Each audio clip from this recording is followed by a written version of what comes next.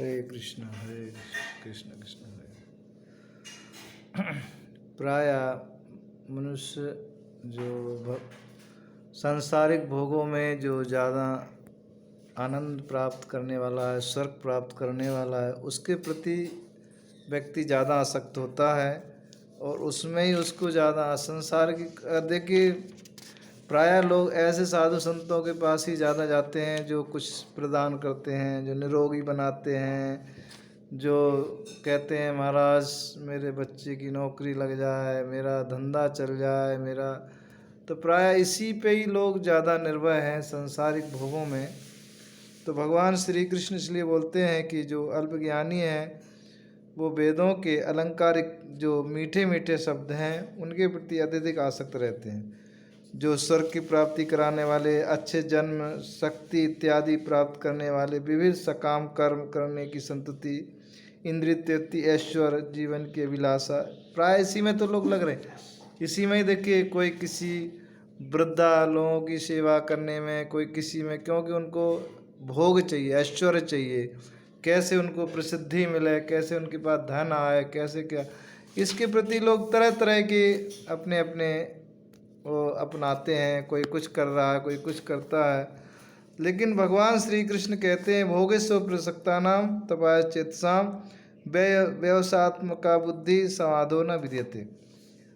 जो लोग इंद्रिय भोग तथा भौतिक ऐश्वर्य के प्रति अत्यधिक आसक्त होते हैं, भगवान श्री कृष्ण कहते हैं स्वयं गीता में 2 अध्याय के 44वें श्लोक में भगवान स्पष्ट कहते हैं भोगेश्वर प्रसक्ता नाम, जो उनकी भोगों में अति आसक्ति है ना, जो भौतिक ऐश्वर्यों को भोगना चाहते हैं, जो ऐश्वर्यों में आसक्त रहना चाहते हैं, तो भगवान श्री कृष्ण कहते हैं जो ऐसी अत्यधिक वस्तुओं में अधिक आसक्त है, मोहग्रस्त है, उनके मनों में भगवान के प्रति भक्ति का दृढ़ संकल्प कभी नहीं हो सकता। वो भगवान की भक्ति में कभी नहीं जा सकते, क्योंकि एक तो संसार और एक भगवान है। तो या तो संसार में आसक्त रह लीजिए या भगवान में।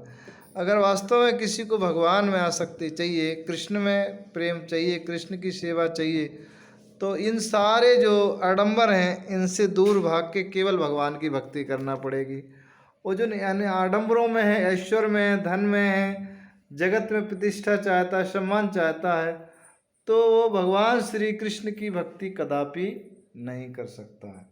इसलिए स्पष्ट है कि उसे अगर भजन करना है तो जितने भी संसार के आडंबर हैं इन सबको हटा के केवल और केवल भगवान श्री कृष्ण की भक्ति या उनके जो निज जन हैं, उनके भक्त हैं, जो उनकी सेवा करेगा वही को, उसी को भगवत प्राप्ति होगी, भगवान का ज्ञान प्राप्त होगा। अन्यथा बहुत मुश्किल है। इसी संसार आडंबर में ही प्रायः लोग फंस रहे हैं। चाहे जो भी हो, संसार के आडंबर ज़्यादा पसंद करते हैं लोग, इसी को ही भक्ति मानते हैं।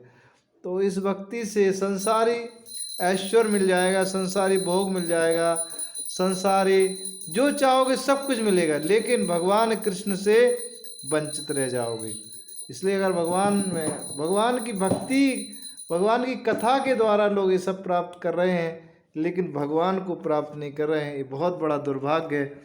भगवान की जो कथा है भगवत प्राप्ति के लिए है, लेकिन प्रायः लोग इसको ना करके भौतिक आडंबरों में पड़ के भौतिक आडंबर में लगा हुआ है, तो उनका जीवन इन्हीं सब में लगे हुए और संसार का भोग प्राप्त करते हुए संसार में ही उनका जीवन चला जाएगा। भगवान को प्राप्त कदापि नहीं कर सकते। स्पष्ट भगवान ने कहा है जो भगवान की भक्ति निष्काम भाव से करता है, भजन करता है, भगवान से प्रेम करता है, उनकी सेवा, उनके भक्तों की सेवा करता है, वही भगवत प्राप्ति को प्राप्त कर सकता है। अन्यथा और तो बहुत मुश्किल है। आडंबरों से भगवान की भक्ति कदापि हो नहीं सकती। हरे कृष्ण।